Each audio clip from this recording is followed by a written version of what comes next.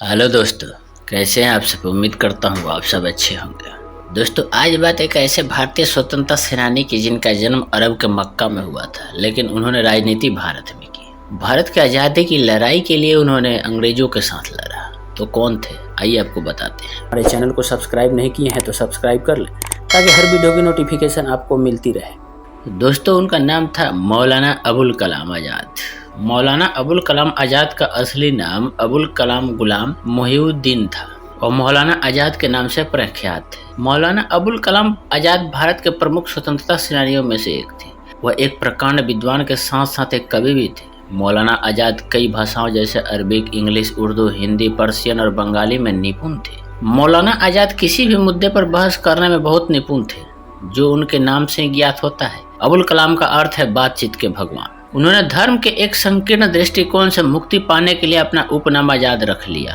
मौलाना आजाद स्वतंत्र भारत के प्रथम शिक्षा मंत्री भी बने। राष्ट्र के प्रति उनके अमूल्य योगदान के लिए मौलाना अबुल कलाम आजाद को मरणोपरांत 1992 में भारत के सर्वोच्च नागरिक सम्मान भारत रत्न से सम्मानित किया गया। मौलाना अबुल कलाम आजाद का जन्म 11 नवंबर 1888 को मक्का में हुआ था। उनके परदादा बाबर के जमाने में हेरात, जो अफगानिस्तान का एक शहर था, से भारत आए थे। आजाद एक पढ़े लिखे मुस्लिम विद्वानों या मौलाना वंश में जन्मे थे। उनकी माता अरब देश के सिख मोहम्मद जहर वत्री की पुत्री थी और पिता मौलाना खैरुद्दीन अफगान मूल के एक बंगाली मुसलमान थे। खैरुद्दीन ने सिपाही विद्रोह के दौरान भारत छोड़ दिया और मक्का जाकर बस गए। 1890 में वो अपने परिवार के साथ फिर कलकत्ता आकर वापस बस गए। परिवार के रूढ़िवादी पृष्ठभूमि के कारण आजाद को परंपरागत इस्लामी शिक्षा का ही अनुसरण करना पड़ा। शुरुआत में उनके पिता ही उनके अध्यापक थे, पर बाद में उनके क्षेत्र के प्रसिद्ध अध्यापक द्वारा उन्हें घर पर ही शिक्षा मिली। आजाद ने पहले अरबी और फारसी सीखी और उसके बाद दर्शन शास्त्र, रेखा गणित, गणित और बीज गणित की पढ़ाई की। असहयोग आंदोलन से लेकर 1942 तक के भारत छोड़ो आंदोलन तक हर बार उन्हें गिरफ्तार किया गया। खिलाफत आंदोलन में भी उन्होंने आगे बढ़कर भाग लिया। 1923 और 1940 में 2 बार भारतीय राष्ट्रीय कांग्रेस का अध्यक्ष चुने गए। 1945 में रिहाई के बाद उन्होंने ब्रिटिश सरकार के प्रतिनिधियों से समझौता वार्ता में भाग लिया और स्वतंत्रता के बाद भारत के प्रथम शिक्षा मंत्री बने। मौलाना आजाद सहिष्णु विचारों के व्यक्ति थे। उनकी मान्यता थी कि जब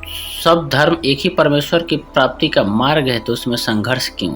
अबुल कलाम बड़े प्रभावशाली वक्ता और उर्दू भाषा के उच्च कोटि के लेखक थे। उनकी पुस्तकें उर्दू गद्य का आदर्श मानी जाती है। अंग्रेजी में भी उन्होंने खास महत्वपूर्ण लेखन किया। इस दृष्टि से उनकी उल्लेखनीय कृति है। राष्ट्रीय जीवन के मुख्य धारा के समर्थक मौलाना आजाद देश के मिली जुली संस्कृति के उदाहरण थे। 22 फरवरी 1958 को मौलाना अबुल कलाम आजाद का निधन हो गया। आजाद अंग्रेजी हुकूमत के खिलाफ थे। उन्होंने अंग्रेजी सरकार को आम आदमी के शोषण के लिए जिम्मेवार ठहराया। उन्होंने अपने समय के मुस्लिम नेताओं की भी आलोचना की, जो उनके अनुसार देश के हित के समक्ष सांप्रदायिक हित को तरजीह दे रहे थे। अन्य मुस्लिम नेताओं से अलग उन्होंने 1905 में बंगाल के विभाजन का विरोध किया और ऑल इंडिया मुस्लिम लीग के अलगाववादी विचारधारा को खारिज कर दी। उन्होंने ईरान, इराक, मिस्र तथा सीरिया की यात्राएं की। आजाद ने क्रांतिकारी गतिविधियों में भाग लेना आरंभ किया और उन्हें श्री अरविंदो और श्यामा सुनहर चक्रवर्ती जैसे क्रांतिकारियों से समर्थन मिला। आजाद की शिक्षा उन्हें एक किरानी बना सकती थी, पर राजनीति के प्रति उनके सुझाव में उन्हें पत्रकार बना दी। उन्हें 1912 में एक उर्दू पत्रिका अल हिलाल का सूत्रपात किया। उनका उद्देश्य मुसलमान युवकों को क्रांतिकारी आंदोलन के प्रति उत्साहित करना और हिंदू मुस्लिम एकता पर बल देना था। उन्होंने कांग्रेसी नेताओं का विश्वास बंगाल, बिहार तथा बम्बई में क्रांतिकारी गतिविधियों के गुप्त आयोजन द्वारा जीता। उन्हें 1920 में रांची की जेल में सजा भुगतनी पड़ी। जेल से निकलने के बाद वे जालियांवाला बाग हत्याकांड के विरोधी नेताओं में से एक थे। इसके अलावा वे खिलाफत आंदोलन के भी प्रमुख थे।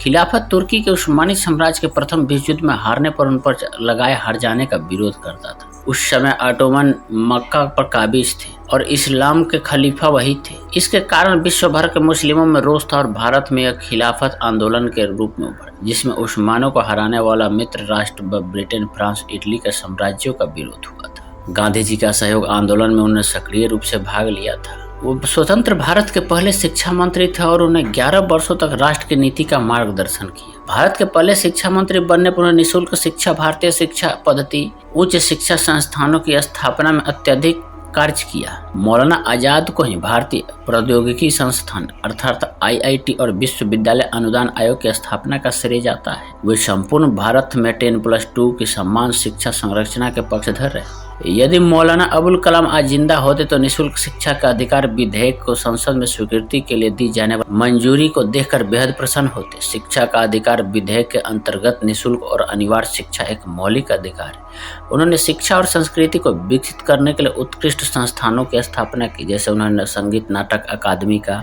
साहित्य अकादमी का और ललित कला अकादमी का स्थापना की। 1950 से पहले उनके द्वारा भारतीय संस्कृति संबंध परिषद की स्थापना की गई थी। केंद्रीय सलाहकार शिक्षा बोर्ड के अध्यक्ष होने पर सरकार से केंद्र और राज्य दोनों के अतिरिक्त विश्वविद्यालयों में सार्वभौमिक प्राथमिक शिक्षा, 14 वर्ष तक की आयु के सभी बच्चों के लिए निःशुल्क और अनिवार्य शिक्षा, कन्याओं की शिक्षा, व्यावसायिक प्रशिक्षण, कृषि शिक्षा और तकनीकी शिक्षा जैसे सुधारों की वकालत की। 1956 में उन्होंने अनुदानों के वितरण और भारतीय विश्वविद्यालय में मानकों के अनुरक्षण के लिए संसद के एक अधिनियम के द्वारा विश्वविद्यालय अनुदान आयोग की स्थापना की। तकनीकी शिक्षा के मामले में 1951 में अखिल भारतीय तकनीकी शिक्षा परिषद खड़गपुर की स्थापना की गई और इसके बाद श्रृंखलाबद्ध रूप से मुंबई, चेन्नई, कानपुर, दिल्ली में IIT की स्थापना की गई। दोस्तों, कैसी लगी ये भारत के प्रथम शिक्षा मंत्री के बारे में जानकर आपको? आप हमें कमेंट करके जरूर बताइए। हमारे चैनल को सब्सक्राइब नहीं किए हैं तो सब्सक्राइब कर लें ताकि हर वीडियो की नोटिफिकेशन आपको मिलती रहे।